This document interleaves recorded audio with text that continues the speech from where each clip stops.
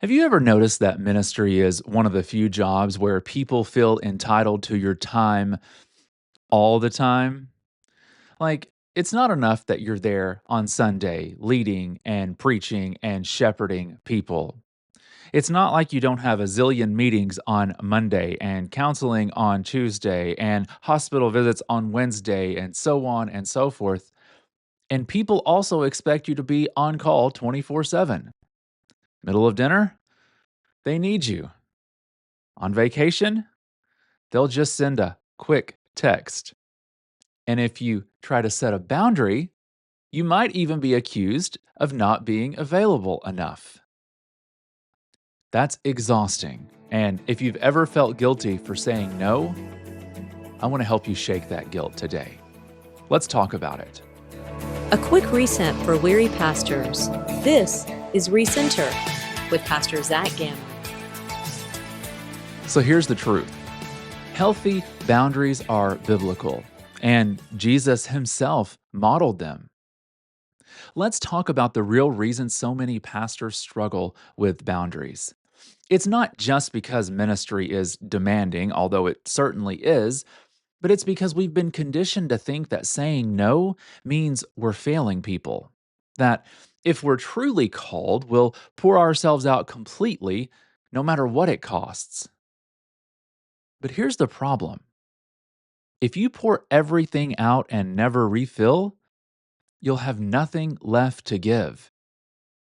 And when that happens, you don't just burn out, you become bitter and resentful and exhausted.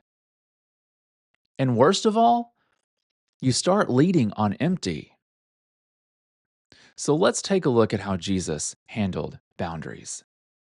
Luke 15:6 says he often withdrew to deserted places and prayed. Think about that.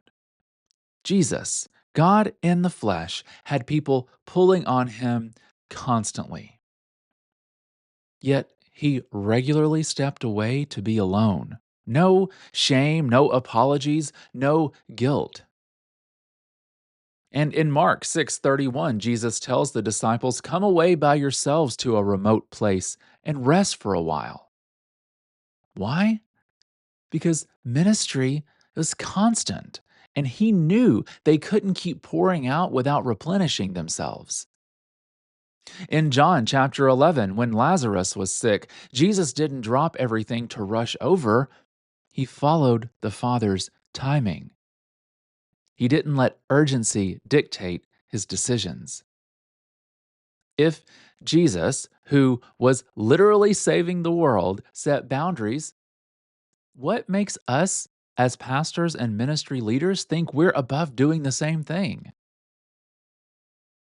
So here's what that means for you, Pastor. First, you don't have to respond immediately. Not every text or call or email is an emergency. It's okay to let things wait.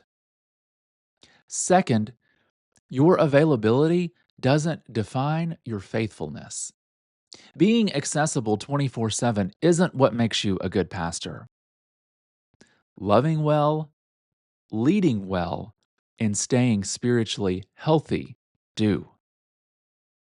And finally, Sabbath is non negotiable. If Jesus took time to rest, you need to as well. Sabbath is obedience, not laziness.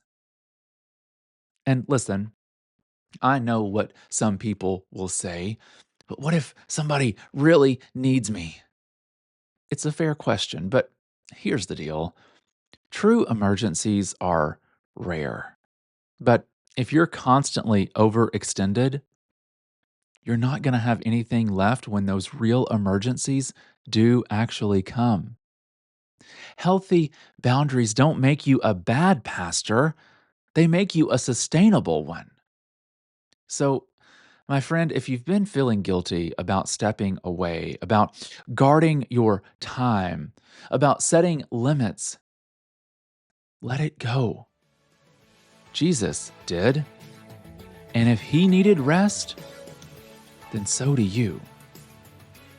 Find hope in that today, Pastor.